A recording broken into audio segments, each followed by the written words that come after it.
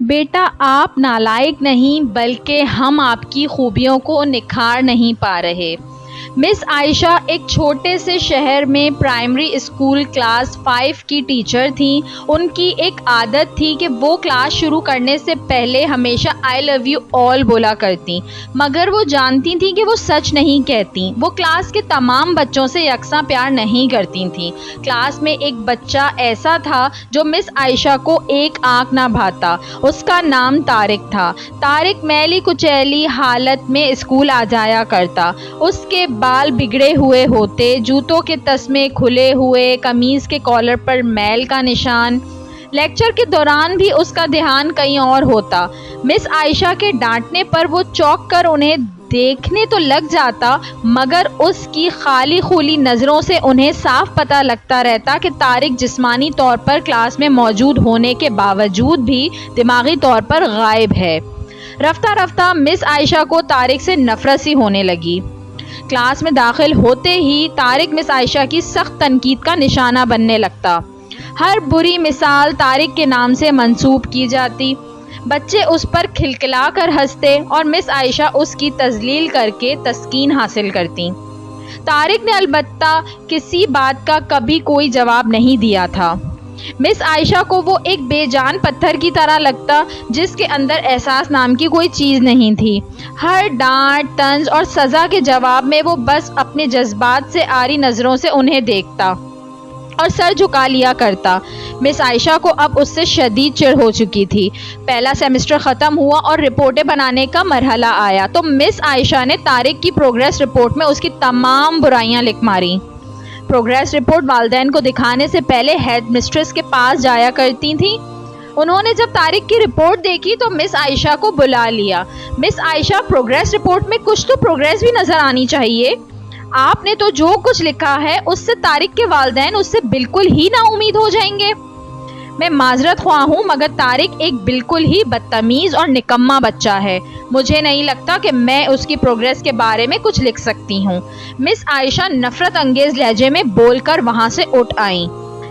Head mistress نے ایک عجیب حرکت کی۔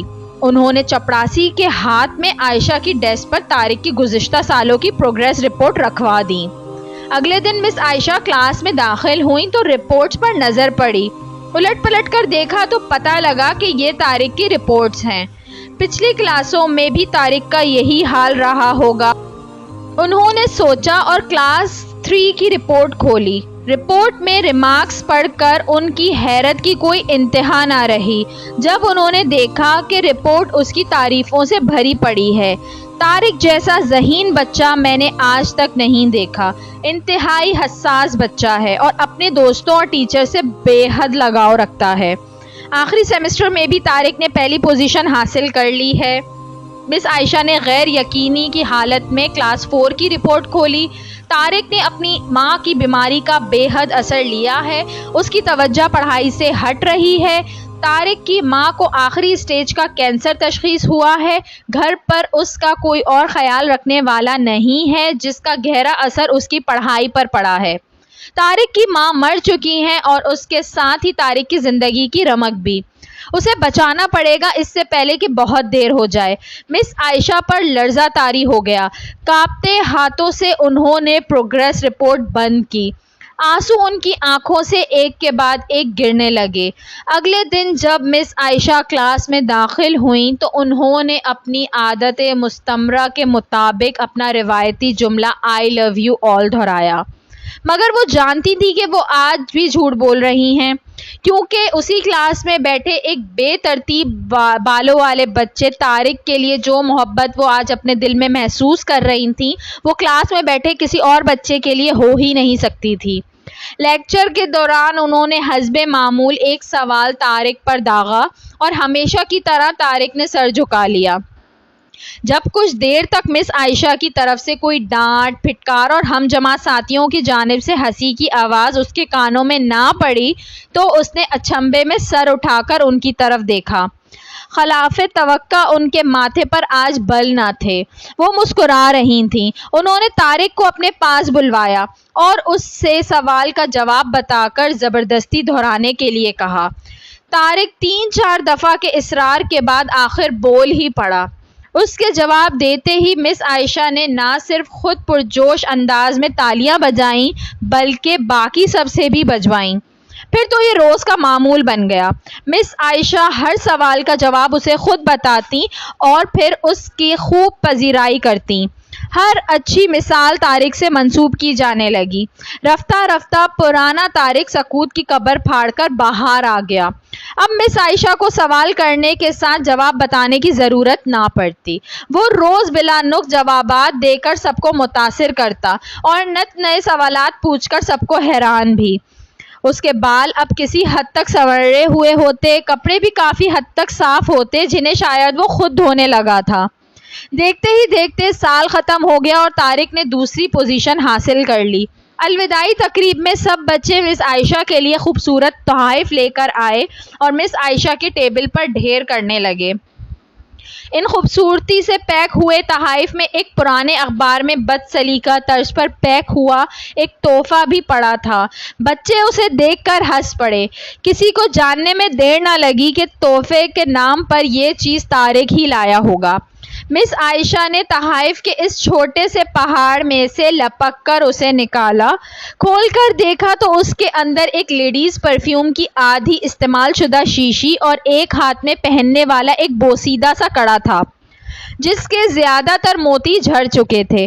مس عائشہ نے خاموشی کے ساتھ اس پرفیوم کو خود پر چھڑکا اور ہاتھ میں کڑا پہن لیا۔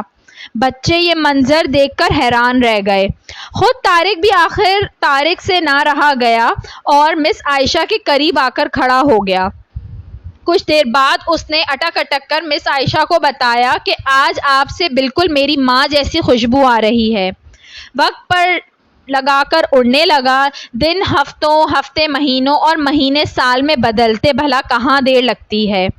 مگر ہر سال کے اختتام پر مس عائشہ کو طارق کی طرف سے ایک خط باقاعدگی کے ساتھ موصول ہوتا جس میں لکھا ہوتا کہ میں اس سال بہت سارے نئے ٹیچرز سے ملا مگر آپ جیسا کوئی نہیں تھا۔ پھر طارق کا اسکول ختم ہو گیا اور خطوط کا سلسلہ بھی۔ کئی سال مزید گزرے اور مس عائشہ ریٹائر ہو گئیں۔ ایک دن انہیں اپنی ڈاک میں طارق کا خط ملا جس میں لکھا تھا، اس مہینے کے آخر میں میری شادی ہے اور میں آپ کی موجودگی کے سوا شادی کا نہیں سوچ سکتا۔ ایک اور بات، میں زندگی میں بہت سارے لوگوں سے مل چکا ہوں، آپ جیسا کوئی نہیں ہے۔ فقط ڈاکٹر طارق۔ ساتھ ہی جہاز کا ریٹرن ٹکٹ بھی لفافے میں موجود تھا۔ مس عائشہ خود کو ہرگز نہ روک سکتی تھیں۔ انہوں نے اپنے شوہر سے اجازت لی اور وہ دوسرے شہر کے لیے روانہ ہو گئیں۔ عین شادی کے دن جب وہ شادی کی جگہ پر پہنچیں تو تھوڑی لیٹ ہو چکی تھیں۔ انہیں لگا تقریب ختم ہو چکی، مگر یہ دیکھ کر ان کی حیرت کی انتہا نہ رہی کہ شہر کے بڑے بڑے ڈاکٹرز، بزنس مین اور یہاں تک کہ وہاں موجود نکاح خواہ بھی اکتایا ہوا کھڑا تھا۔ مگر طارق تقریب کی ادائیگی کے بجائے گیٹ کی طرف ٹکٹکی لگائے ان کی آمد کا منتظر تھا۔ پھر سب نے دیکھا کہ جیسے ہی یہ بوڑھی ٹیچر گیٹ سے داخل ہوئیں، طارق ان کی طرف لپکا اور ان کا ہاتھ پکڑا جس میں انہوں نے اب تک وہ بوسیدہ سا کڑا پہنا ہوا تھا اور انہیں سیدھا اسٹیج پر لے گیا۔ مائک ہاتھ میں پکڑ کر اس نے کچھ یوں اعلان کیا، دوستوں، آپ سب ہمیشہ مجھ سے میری ماں کے بارے میں پوچھا کرتے تھے اور میں نے سب سے وعدہ کیا تھا کہ جلد آپ سب کو ان سے ملواؤں گا۔ یہ میری ماں ہیں۔ عزیز دوستوں، اس خوبصورت کہانی کو صرف استاد اور شاگرد کے رشتے سے منسوب کر کے ہی مت سوچیے گا۔ اپنے آس پاس دیکھیے، طارق جیسے کئی پھول مرجھا رہے ہیں جنہیں آپ کی ذرا سی توجہ، محبت اور شفقت نئی زندگی دے سکتی ہے۔